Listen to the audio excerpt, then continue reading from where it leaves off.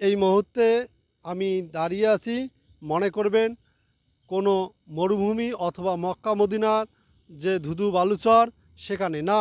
আমি এই মুহূর্তে দাঁড়িয়ে আছি কুড়িগ্রাম ধল্লা নদীর যে নির্দিষ্ট একটি স্থান ছিল রাসেল পার্কের, সেই পার্কের সামনে আমি দাঁড়িয়ে আছি।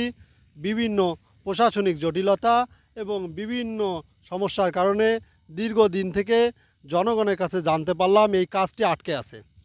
কারণ কুড়িগ্রামবাসীর যেহেতু যাওয়ার কোনো তেমন জায়গা নেই, তাই কুড়িগ্রাম সাধারণ মানুষের দাবি, কুড়িগ্রামবাসীরও প্রাণের দাবি, অতি দ্রুত সম্ভব জটিলতা নিরসন করে অতি দ্রুত সম্ভব এই কাজটি সম্পূর্ণ করে রাসেল পার্কটি সবার জন্য উন্মুক্ত করে দেওয়া হোক, মানুষের বিনোদনের একটা জায়গা করে দেওয়া হোক।